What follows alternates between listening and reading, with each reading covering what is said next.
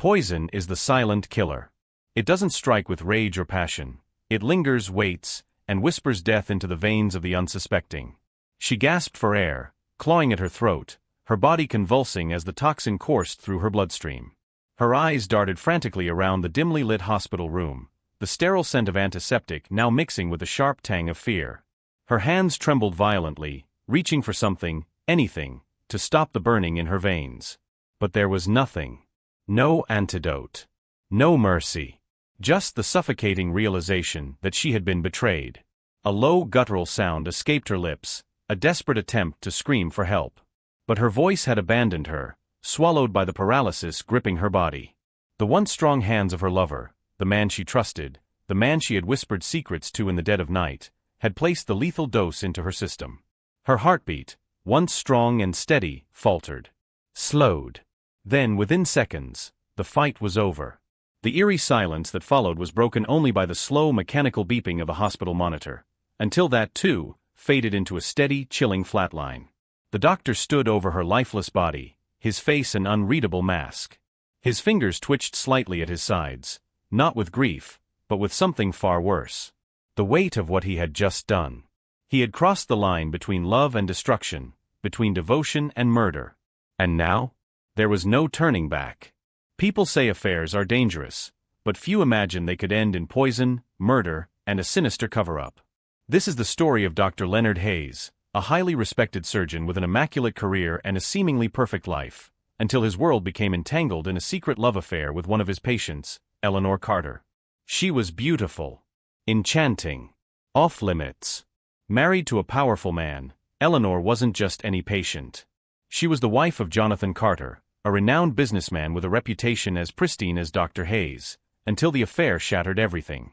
At first, it was intoxicating. The stolen moments. The whispered promises. The risk. But passion soon turned into paranoia. What began as a love affair quickly spiraled into something far darker. When Eleanor fell mysteriously ill, her symptoms baffled everyone, except one man. And when she was found dead, her autopsy revealed something horrifying. Not an accident. Not a misdiagnosis. The revelation sent shockwaves through the city. But the real question wasn't just who poisoned Eleanor. It was why. Was it her husband, who had discovered the affair and wanted revenge? Was it Dr. Hayes himself, desperate to silence a dangerous secret? Or was there someone else lurking in the shadows, pulling the strings of a much darker game? What happened in that hospital room wasn't a tragic accident. It was a carefully orchestrated crime. And now, the truth was buried under lies, deception, and blood-stained hands. But before we unravel this tangled web, we have to go back to the beginning. To the moment desire turned deadly. 6 months earlier, Dr. Leonard Hayes was untouchable. At 42 years old, he had everything a man could want. A thriving career, an elegant home, and the admiration of his colleagues. Patients spoke of his miraculous hands, his ability to save lives with a precision most could only dream of. He wasn't just a doctor, he was a legend. But behind the closed doors of Westbridge Hospital, he was something else. A man with a secret. The kind of secret that could end careers. The kind of secret that could destroy lives. And that secret had a name, Eleanor Carter. She wasn't just another patient. She was captivating, magnetic, a woman who could command a room with nothing more than a glance. She had walked into his office one evening, a routine checkup on paper, but from the moment she sat down, Leonard knew he was in trouble. Her perfume lingered in the air, subtle yet intoxicating. Her eyes, dark and knowing, studied him the way a predator studies its prey. She wasn't nervous. She wasn't intimidated. She was dangerous. And Leonard? He was already lost. What started as harmless flirtation soon turned into stolen touches behind closed doors. What started as midnight phone calls turned into heated nights in hidden places. It was reckless. Addictive. Inevitable. Until one day, Eleanor said something that changed everything. She leaned in, her breath warm against his ear, and whispered, "He knows." Leonard froze. His heart pounded. Who? Her husband? Before he could ask, she was already standing, her fingers trailing down his arm in a touch that sent a shiver down his spine. "Be careful, Leonard," she murmured, her voice as smooth as silk. "He's not the kind of man who forgives." Then, just like that, she was gone. Leonard sat motionless, his mind racing. Had Jonathan Carter really found out? And if he had, what was he planning to do about it? The air in Westbridge Hospital felt heavier after that night. Dr. Leonard Hayes had always been a man of control. He controlled his surgeries, his patients, his emotions, until Eleanor Carter. She had unraveled him, stripped away the careful layers of professionalism, and left him exposed to a world of danger he never thought he'd step into. And now, her last words echoed in his mind like a warning bell. Be careful, Leonard. He's not the kind of man who forgives. Jonathan Carter knew. Or at least, that's what Eleanor wanted him to believe. But was it the truth? Or was this just another one of her games? The next morning, Leonard walked into the hospital, trying to push the thoughts aside. Patients were waiting. His surgical schedule was packed. He had to focus. But the moment he stepped into his office, something felt wrong. His usually pristine desk was slightly out of place. His chair was turned at an odd angle. A faint scent of expensive cologne lingered in the air, one that wasn't his. His eyes locked onto the one thing that didn't belong. A white envelope, placed neatly in the center of his desk. There was no name, no markings. Just a single sheet of crisp paper inside. A surgeon's hands should be steady. Yours are shaking. Why? The message was typed. Anonymous. Leonard's fingers tightened around the note. His heart pounded against his ribs. Someone was watching him. Someone wanted him to know. A deep chill spread through his chest as he lowered himself into his chair. Had Jonathan Carter sent this? Or was there someone else lurking in the shadows, tracking his every move? Either way, one thing was certain. This affair was no longer a secret. And now, it was a threat. That night, Leonard drove straight to Eleanor's house. He knew it was reckless, but he didn't care. He needed answers. The neighborhood was silent when he pulled into the long driveway. Her house stood at the edge of the estate, elegant and untouched by the darkness of the world inside it. The moment she opened the door, he could see it in her eyes. She already knew why he was there. You shouldn't be here, she whispered, glancing over her shoulder. Leonard pushed past her, stepping into the dimly lit living room. What the hell is going on, Eleanor? His voice was sharp, his pulse still unsteady from the message earlier.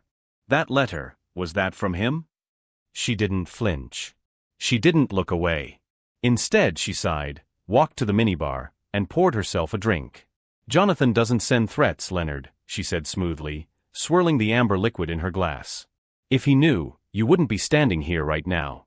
Her words should have been reassuring. They weren't. If Jonathan wasn't behind the letter, then who was? Eleanor took a slow sip, her gaze locked onto his. You're scared. Leonard clenched his jaw. Damn right, he was scared. He had operated on gunshot victims, saved lives in the middle of medical disasters. But this? This was different. This was personal. He stepped closer, his voice low. Tell me the truth, Eleanor. Who else knows? She hesitated. Just for a second. But it was enough. Leonard's stomach dropped. Someone else knew. And they were already making their move. As he drove home that night, his mind raced. The affair was no longer just a mistake, it was a time bomb waiting to explode. He had no proof of who was behind the letter, no idea what was coming next. But one thing was clear. This wasn't just a warning. It was a game. A game where he and Eleanor were the pawns, and someone else was pulling the strings. His phone buzzed. He glanced at the screen. A text message. Unknown number. Surgeons are meant to save lives, Dr. Hayes. Not destroy them. Be careful. You're next.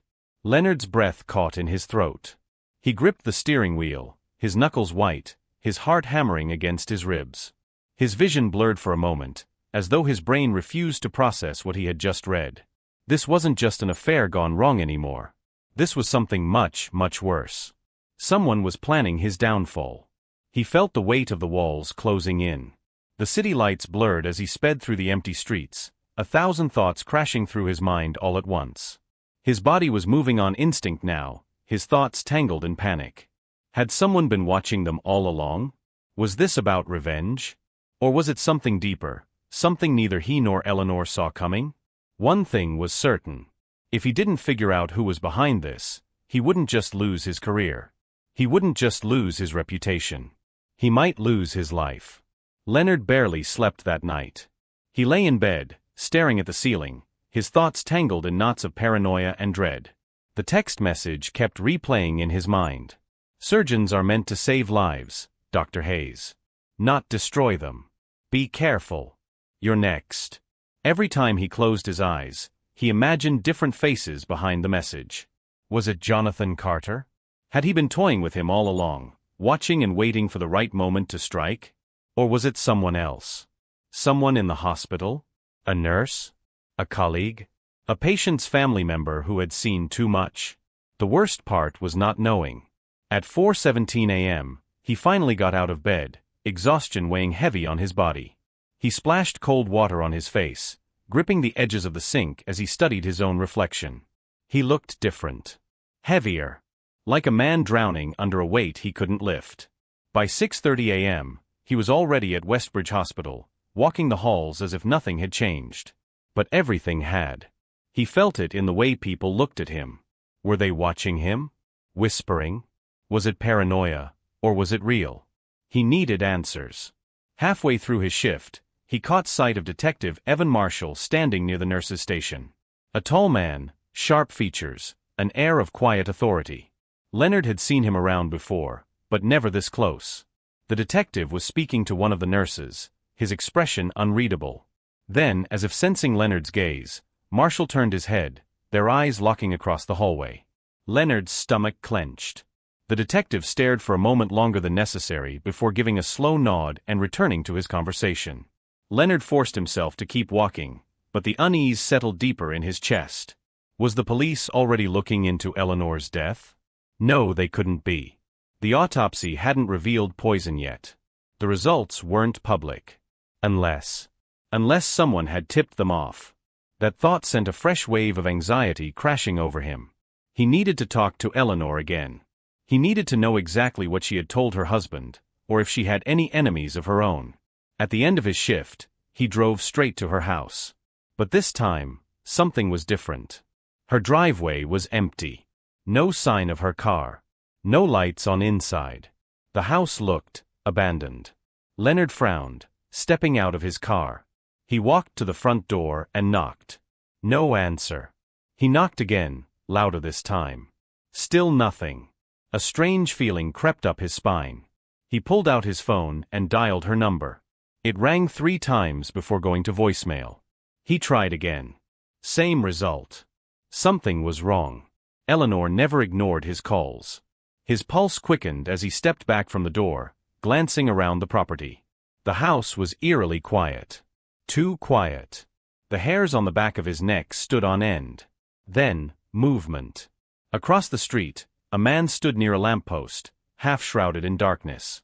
Leonard's breath caught. The man was watching him. A long black coat, hands tucked into his pockets, posture unervingly still. Leonard couldn't make out his face, but he could feel the weight of his stare. For a long moment, neither of them moved. Then, as if satisfied, the man turned and walked away, disappearing into the night. Leonard's hands were ice cold. Who was he? Was he following him? Watching Eleanor? Was he the one who sent the text? Leonard's thoughts raced. He had to find Eleanor. He had to know what was going on before it was too late. He jumped into his car, speeding through the streets, his hands gripping the wheel tighter than necessary. 15 minutes later, he pulled up outside Eleanor's private club, the place she went when she wanted to drink in peace. He had only been here with her twice, and both times, she had been reckless. Touching him too much in public, laughing too loudly, tempting fate like she wanted to be caught. The bartender recognized him immediately. Dr. Hayes. The man nodded, drying a glass. Haven't seen you here in a while. Leonard forced a casual smile. Is Eleanor here? The bartender hesitated for just a second before shaking his head. Not tonight. It was a lie. Leonard knew it. The way the bartender averted his gaze, the slight tension in his shoulders. Someone had warned him to keep quiet. Leonard leaned in slightly. Listen, I don't have time for this. If you know something, you need to tell me. The bartender sighed, glancing around the room before lowering his voice. She was here earlier. Had a drink. Left in a hurry. Was she with someone? He hesitated again. Leonard's patience was running out. Please. The bartender exhaled. Yeah. She was with a man. Tall. Black coat. Didn't say much. Just sat with her, bought her a drink. Then they left together. Leonard's stomach twisted into a tight knot. The man in the shadows. He had her. Leonard stepped back, his thoughts spinning. He needed to find her. Now. But before he could even pull out his phone, it vibrated in his pocket. A text message. Unknown number. You're looking in the wrong places, Doctor. She's already gone. Leonard's breath hitched. Gone? His pulse thundered in his ears. His fingers tightened around his phone, his heart racing. Eleanor was missing. And if she was with the man in the black coat, she might already be dead. Leonard's fingers trembled around his phone as he reread the text. You're looking in the wrong places, Doctor. She's already gone. His mind refused to process it. Gone? What did that mean? Was Eleanor dead? Had she been taken? Or was this just another twisted game? His breath came fast and uneven.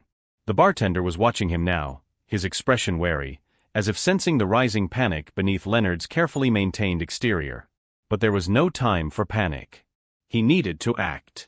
Forcing himself to stay composed, he slid his phone back into his pocket. Did she say anything before she left? His voice was tight, controlled, but just barely. The bartender hesitated, then shook his head. She didn't seem scared. Just distracted. Like something was on her mind. Leonard exhaled sharply. That didn't make sense. If she wasn't afraid, then why would she leave with a man who had clearly been watching her? Unless she knew him. Unless she trusted him. That thought unsettled him more than he cared to admit. Without another word, he turned and strode out of the bar, his mind racing. He slid into his car and gripped the steering wheel, trying to think. If Eleanor wasn't at home and wasn't here, where else would she go? A list of possibilities ran through his mind, but none of them felt right. Then suddenly, it hit him. The apartment. He had never been there himself, but Eleanor had mentioned it once. A place she kept downtown, separate from her home with Jonathan. A place for when she needed to be alone.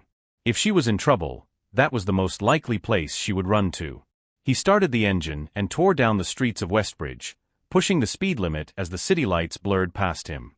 15 minutes later, he pulled up in front of a sleek, modern high-rise. It was a building for people who wanted privacy. Discreet with no nosy neighbors, the kind of place you could disappear in if you wanted to. Leonard stepped out, scanning the entrance before striding inside. The lobby was nearly empty, except for a young woman behind the front desk. She looked up as he approached. I'm looking for Eleanor Carter, he said, keeping his voice steady. The woman frowned slightly, her fingers hovering over the keyboard. And you are? Dr. Leonard Hayes. He hesitated, then added, she's a close friend of mine. The woman studied him for a moment before sighing. I'm sorry, but I can't give out tenant information. Leonard clenched his jaw. He didn't have time for this. Leaning in slightly, he lowered his voice. I think something may have happened to her. If you saw her tonight, I just need to know if she came back here.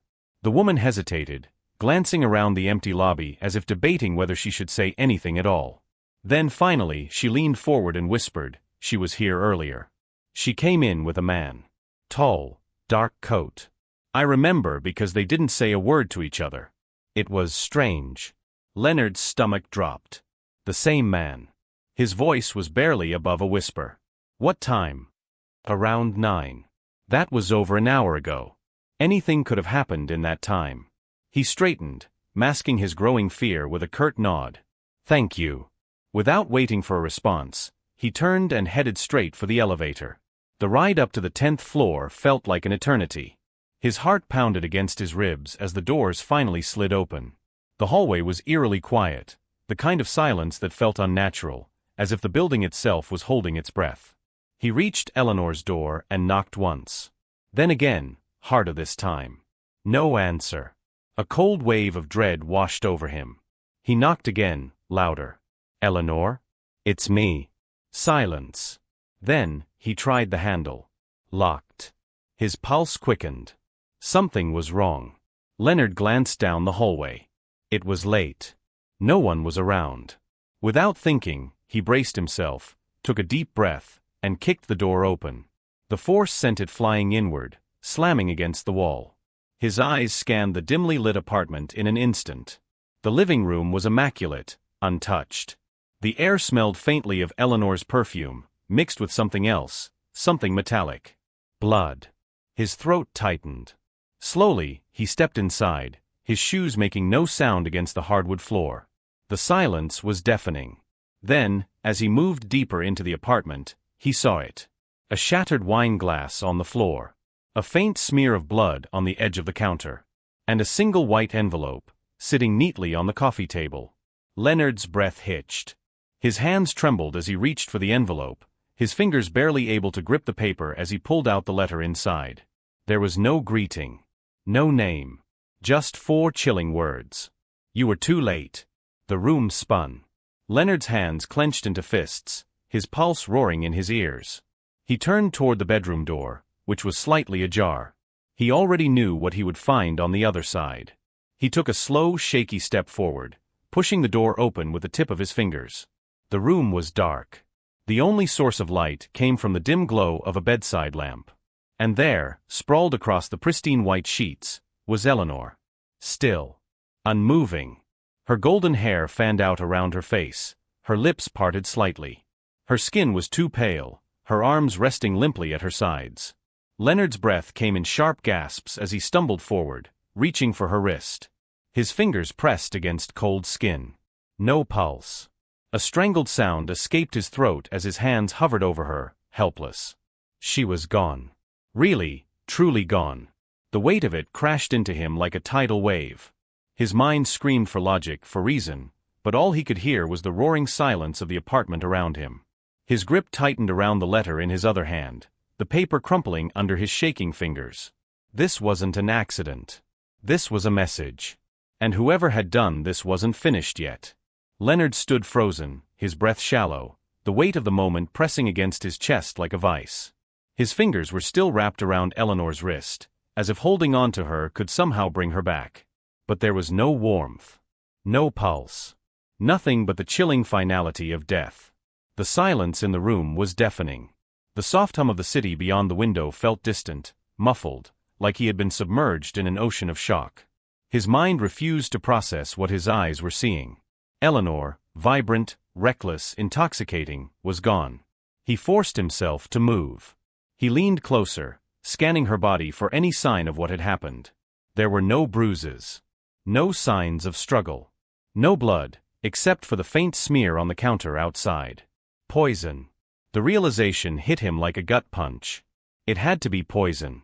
The same silent killer that had taken so many before her. But who? And why? His gaze flickered to the envelope still clenched in his shaking hand. You were too late. A message. Not just to him, but about him. Leonard swallowed, his mouth dry. He needed to think. Needed to act. His first instinct was to call the police. That's what any rational person would do. Report the crime. Cooperate. Tell them everything he knew. But he wasn't just anyone. He was a doctor. A man who had been having an affair with the victim. A man whose name would be the first on their suspect list. He could already hear the questions. When was the last time you saw her? Why did you come here tonight? Did anyone know about your relationship? The text messages. The letters. The anonymous threats. None of it would matter.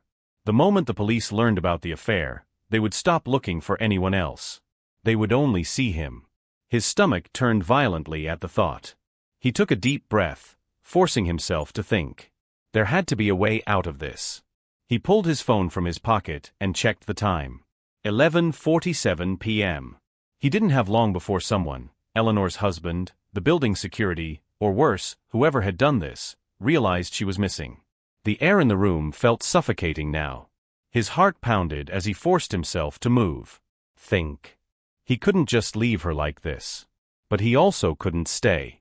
Slowly, carefully, he wiped the letter clean of his fingerprints and tucked it back into the envelope, placing it where he had found it. He scanned the room one last time, making sure there was nothing that tied him directly to her presence here tonight. Then, he backed away. One step at a time. He turned toward the door, his body rigid, every nerve in his system screaming at him to run. And then, a sound. A faint creak from the hallway outside. Leonard's breath hitched. His entire body went still. Someone was out there. His pulse pounded in his ears.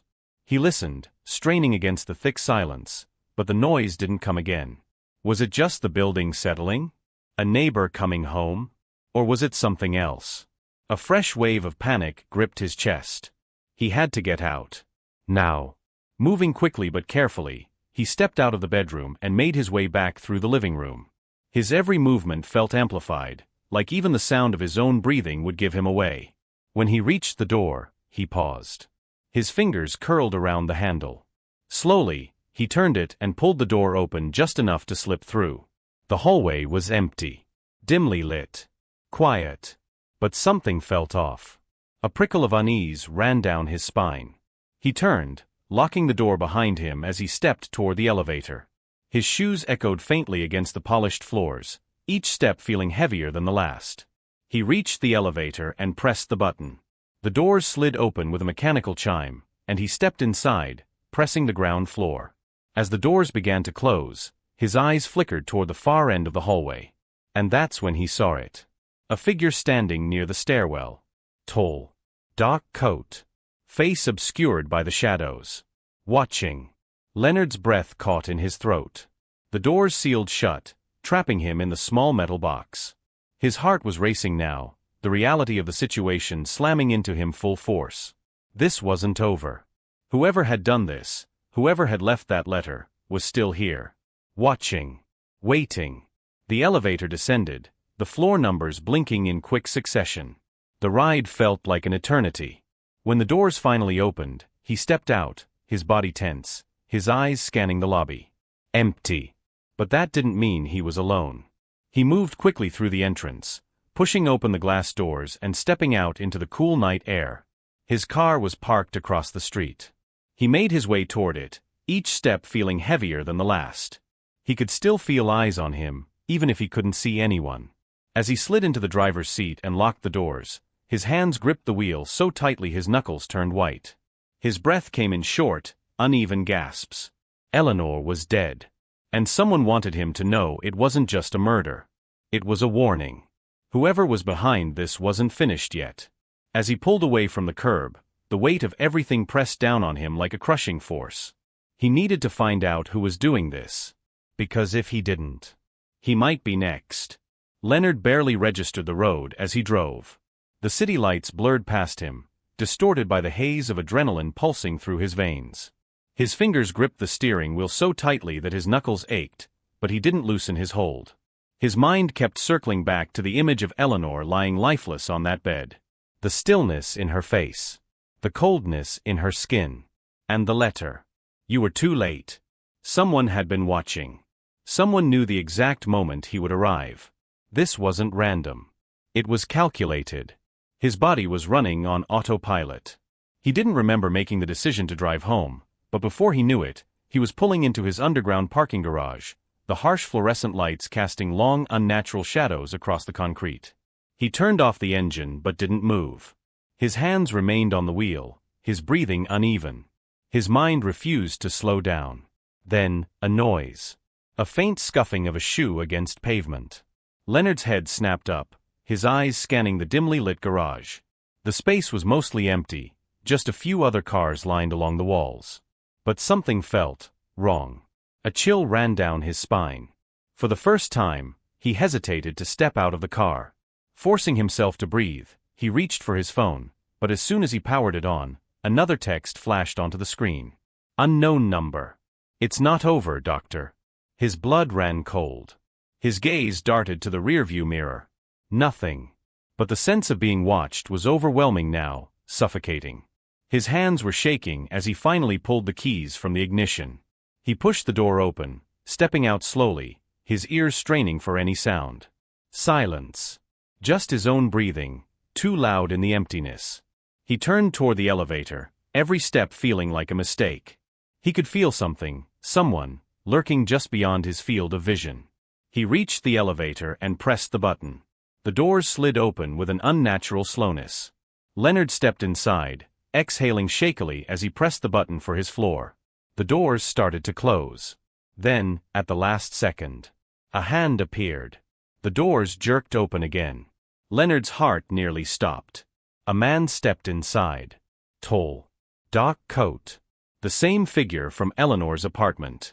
Leonard's body went rigid, every muscle locking in place. The man didn't speak. He simply turned, facing forward as the doors slid shut. The air in the elevator felt thick. Stifling. Leonard's pulse pounded in his ears. He could feel the weight of the man's presence. Too close, too intentional. He swallowed, forcing himself to stay composed. "Do I know you?" His voice came out steadier than he expected. The man didn't answer. The elevator climbed, floor by floor, the numbers ticking up agonizingly slow. Leonard's fingers curled into fists at his sides. His instinct screamed at him to run, but there was nowhere to go. Then, just as suddenly as he had entered, the man stepped forward as the elevator reached the 7th floor. The doors slid open, and without a glance back, he walked out. Leonard remained frozen in place, his heart hammering against his ribs. He should have been relieved. He should have exhaled. But instead, his gaze followed the man as he strode down the dimly lit hallway. And stopped. Right in front of Leonard's apartment door. A sickening wave of realization crashed over him. This wasn't just some stalker in the shadows. This man had been waiting for him. He wasn't following Eleanor. He was following Leonard. The elevator doors started to close again. Leonard snapped out of his daze and shot his arm out, forcing them open as he stepped onto the floor. His chest felt tight, his breathing uneven. The man hadn't moved. He stood in front of the door, still as a statue. Leonard took a cautious step forward. "Who the hell are you?" No response. The man reached into his coat. Leonard's pulse spiked. His feet wanted to move, wanted to turn and run, but his body wouldn't obey. His hands clenched at his sides, his mind racing. Then, the man pulled something out. A small white envelope. He bent down, placed it carefully in front of Leonard's door, then turned without a word and walked away. Leonard stood motionless, his breath coming in shallow gasps. He didn't move until the sound of the emergency stairwell door clicking shut echoed down the hallway. Slowly, hesitantly, he approached the envelope. His fingers hovered over it before finally picking it up. His hands were shaking as he pulled out the paper inside. 4 words. The same 4 words as before. "You were too late." A deep, suffocating dread settled in his stomach. This wasn't about Eleanor anymore. This was about him. Someone was playing a game, and he was at the center of it. And if he didn't figure out who was pulling the strings, he wouldn't make it out alive. Leonard stood in the dimly lit hallway, the envelope still clutched in his trembling hands. The words on the paper felt heavier this time, as if they carried a weight far beyond ink and paper. "You were too late." Again. Eleanor was dead. And now, the message had followed him home. His breathing was shallow, uneven. He could still hear the faint echo of the stairwell door shutting, the phantom presence of the man in the black coat lingering in the air. His feet felt rooted to the floor, his instincts warring against each other. Call the police? No. He couldn't. He was already tangled in this too deeply. The affair. The threats. The fact that he had found Eleanor's body but didn't report it. They wouldn't see a grieving man caught in the middle of something beyond his control. They would see a murder suspect.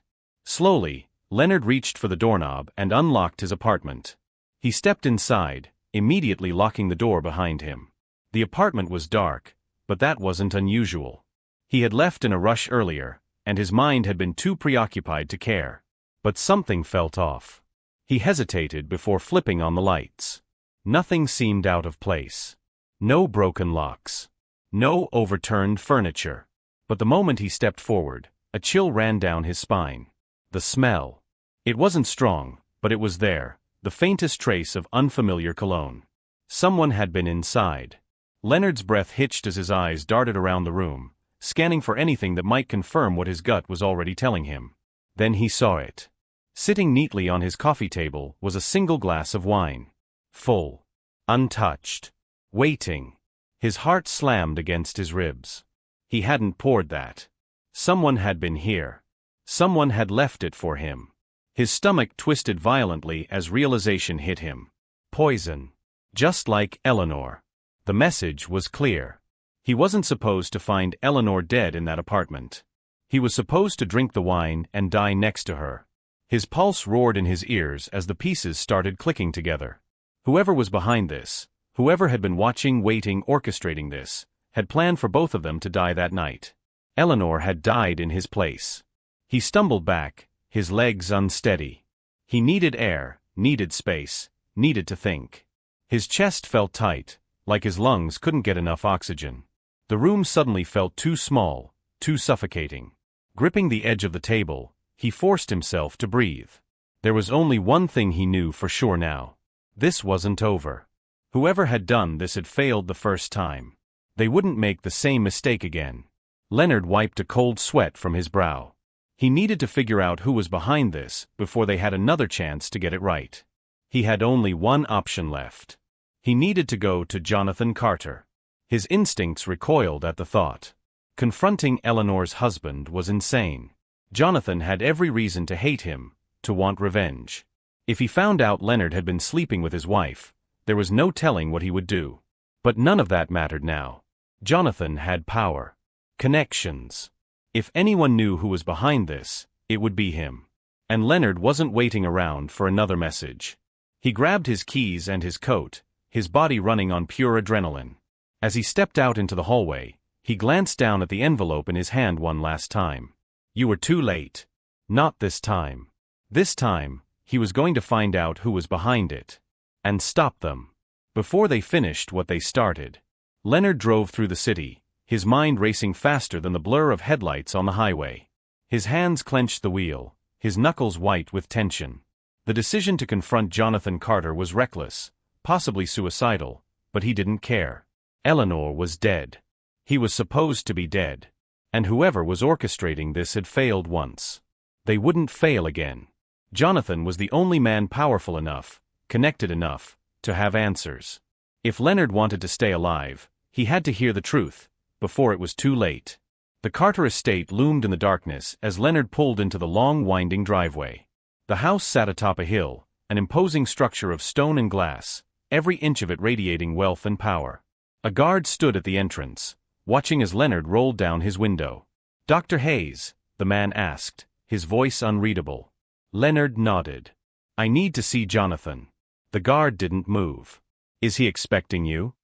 Leonard exhaled. "No, but tell him it's about his wife." The guard held his gaze for a moment, then nodded and stepped away, speaking into his earpiece. Moments later, the massive iron gates creaked open. Leonard swallowed hard and pulled forward. Inside, the house was eerily quiet. A butler led him through a long corridor, past expensive art pieces and dimly lit chandeliers, before stopping at a grand study. The door was already open. Jonathan Carter sat behind a sleek mahogany desk, a glass of whiskey in his hand. He didn't look up as Leonard stepped inside. "Doctor." His voice was calm, eerily controlled. "I was wondering when you'd show up." Leonard hesitated. "You knew I was coming?" Jonathan finally lifted his gaze, dark eyes locking onto his. "I've had eyes on you since the moment Eleanor died." He took a slow sip of his drink before setting it down. "And yet, you're still breathing. Which means either you're innocent," he leaned forward slightly, "or you're a very, very stupid man." Leonard's pulse pounded. Jonathan knew. About the affair. About everything. But if he wanted him dead, wouldn't it have already happened? Leonard forced himself to stay steady. "Someone killed Eleanor. And they tried to kill me too." He tossed the crumpled letter onto the desk. "You were too late. I found this in my apartment." The same message that was left at Eleanor's. Jonathan didn't even glance at it. "I know." Leonard frowned. "You know." Jonathan leaned back in his chair, exhaling slowly. Eleanor thought she was careful, but she wasn't. His fingers tapped against the rim of his glass. She was playing a game she didn't understand. Leonard's stomach twisted. What game? For the first time, Jonathan's expression flickered, something between bitterness and amusement. "You really don't know, do you?" He shook his head. You think this is about an affair? About jealousy? He let out a dry chuckle. You were never the target, Doctor. You were just a piece on the board. Leonard's mouth went dry. Then tell me who's behind it. Jonathan studied him for a long moment. You won't like the answer. I don't care. Silence stretched between them. Then, Jonathan stood and walked over to the bar, pouring himself another drink. He didn't offer one to Leonard. There are certain men in this city, he began, who deal in power in secrets. Men who clean up messes before they become public. Eleanor thought she was smarter than them. He turned, his gaze sharp. She wasn't. Leonard's hands curled into fists. Who? Jonathan took a slow sip, then set the glass down. There's a man named Victor Langley. You won't find much on him. No social media. No records. But he exists. Leonard's heartbeat quickened. What does he have to do with this? Jonathan tilted his head slightly. You ever wonder why Eleanor wasn't afraid when she left with that man? A sickening realization dawned. She knew him. Jonathan nodded. Langley doesn't send threats. He sends promises. Eleanor crossed him. I don't know how, and I don't care. But when he decides someone's a problem, they disappear. He held Leonard's gaze. And the fact that you're still standing means either he's waiting for something, or you're about to vanish too. Leonard's chest tightened. This wasn't about revenge. This was a contract. A hit. He had been marked the moment Eleanor died. Jonathan sighed, swirling his whiskey. You came here for answers. Here's the only one that matters. He met Leonard's gaze with a deadly calm. If you want to stay alive, leave the city. Forget Eleanor. Forget all of this. Run. Leonard swallowed, his mind spinning. And if I don't? Jonathan's lips curled into a humorless smirk. Then you'll see Victor Langley before I see you again. Leonard stared at him. He had come for answers, and now he had them. But there was one last question burning inside him. Why are you telling me this? Jonathan exhaled slowly, then leaned forward. Because as much as I despised Eleanor for what she did, I loved her once. His expression darkened. And I won't give that bastard the satisfaction of winning. Leonard nodded, understanding. This wasn't a warning. It was a debt repaid. Jonathan had given him his life, for now. But what he did next would determine whether he kept it. Leonard stood slowly. His mind was clear now. There was no more doubt, no more confusion. He had two choices. Run. Or fight. As he stepped toward the door, he made his decision. If Victor Langley wanted him dead, he'd have to come finish the job himself. Leonard didn't go home. He drove aimlessly through the city, his mind racing. The weight of Jonathan's warning pressed heavily on him. Victor Langley. A name that meant nothing, and yet everything. The kind of man whose existence was only known to those unfortunate enough to cross his path. Eleanor had crossed him. And now, she was dead. Leonard was next. His fingers tightened around the steering wheel. Run. That's what Jonathan had told him. Leave the city. Disappear before Langley finished what he started. It was logical, the safest choice. But something deep inside him refused to flee. He had already spent too long looking over his shoulder. If he ran, he'd never stop running. A surge of anger rose in his chest. He wasn't going to die hiding like a coward. If Langley wanted to kill him, he would have to face him first. Leonard pulled into a quiet alleyway and parked. His hands trembled slightly as he reached for his phone. He scrolled through his contacts until he found a number he hadn't used in years. Mark Atwood. A former detective, now a man who dealt in information, the kind that wasn't found in police reports. Leonard hesitated for only a moment before pressing call. The line rang twice before a gruff voice answered. Didn't think I'd hear from you again, Document. I need information, Leonard said, skipping the pleasantries. A low chuckle. Funny. That's usually my line. Leonard exhaled. Victor Langley. A beat of silence. Then, a sigh. You should have called to catch up instead. This is bad news. I don't need warnings, Mark. I need facts. Mark hesitated before speaking again, his voice quieter this time. Langley isn't just a fixer. He's a ghost. He operates above the law, beyond police reach. If he wants you gone, you won't see it coming. Leonard's stomach twisted. Then tell me something useful. A pause. Then, he has a private property outside the city. A warehouse. It's not just a hideout, it's where he buries his mistakes. Leonard's pulse quickened. Where? Mark sighed again. You're not gonna do anything stupid, are you? Leonard didn't answer. Another pause. Then, Mark relented. I'll text you the address. But after this, you're on your own. The line went dead. A second later, his phone buzzed. Leonard stared at the message. A location. A decision. There was no turning back now. The warehouse stood at the edge of an abandoned industrial district. Isolated.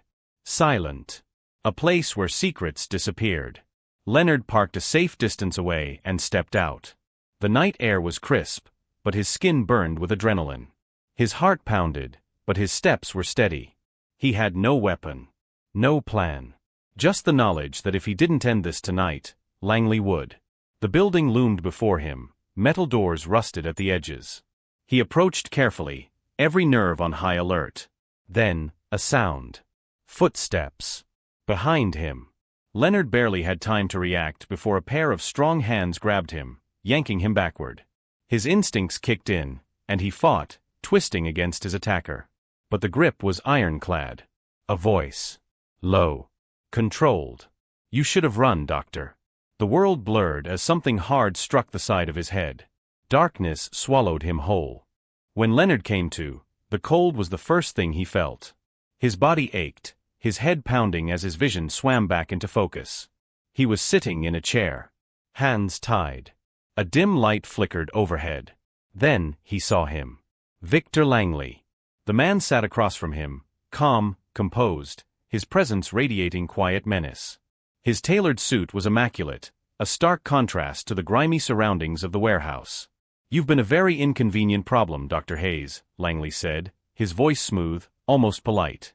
I don't like problems. Leonard forced himself to stay calm, despite the pounding in his skull. Then why am I still alive?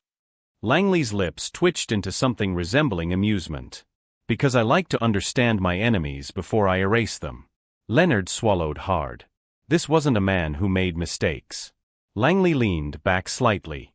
Eleanor was warned. She didn't listen. His gaze sharpened. Will you? Leonard met his stare. I didn't know what she was involved in. Langley studied him. And yet, here you are. Silence stretched between them. Then, Langley stood, adjusting the cuffs of his shirt. Let's make this simple. You have one chance to disappear. Tonight. If you ever set foot in this city again, I'll make sure you don't leave it alive. Leonard exhaled slowly. And if I refuse? Langley's gaze darkened. Then you die here. The air in the room grew heavier. Leonard's mind raced. He wasn't a fighter. He wasn't a criminal. He was a doctor, one who had stepped into a world far beyond his control. But he knew one thing. Langley wouldn't let him go just because of a promise. He had to make himself valuable. Slowly, Leonard straightened in his chair. I know how Eleanor died. Langley's expression didn't change, but Leonard saw the briefest flicker of interest. She was poisoned, Leonard continued. And not just by anyone. The toxin used, it's rare. Expensive. It's not something you pick up at a pharmacy. He tilted his head. It's something a professional would use. Langley watched him carefully. Go on. Leonard swallowed.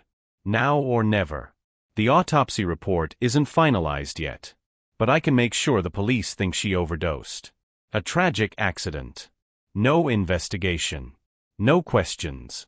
Langley remained silent, but Leonard could feel the shift in the air. A moment passed. Then another.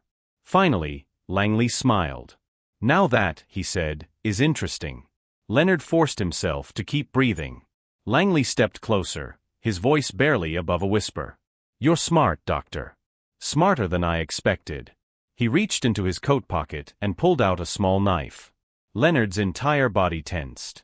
But instead of using it, Langley cut the rope binding his hands. You have 12 hours to leave the city, he murmured. Don't make me regret this. Leonard didn't hesitate. He stood, his legs unsteady but his will stronger than ever. He had bought himself time. Now, he had to decide what to do with it. As he stepped out of the warehouse and into the night, one thought burned in his mind. He wasn't running. Not yet. Langley had let him live. That was his first mistake. Secrets are like poison, they don't just stay buried. They seep into the cracks of our lives, corroding everything we thought was safe, everything we thought we controlled. Leonard Hayes thought he was in control. Thought he could play with fire and walk away unscathed. But the truth? No one escapes the consequences of their choices. Eleanor believed she was untouchable. She wasn't. Leonard thought he could fix everything. He couldn't. And Victor Langley? He knew something they didn't. In this world, power isn't about who's right or wrong. It's about who survives. In the end, this wasn't just a story about an affair gone wrong. It was a story about how one moment, one decision, can unravel a life in ways you never see coming. Because when you step into the shadows, you'd better be ready for what's lurking inside. And if you're not, well, you'd better pray you're not too late. If this story kept you on the edge of your seat, make sure to like, share, and subscribe for more thrilling true crime stories that will make your heart race and your mind question everything. And tell me, what would you have done if you were Leonard Hayes? Let's talk in the comments. Because in the world of secrets and betrayal, the truth is never as simple as it seems.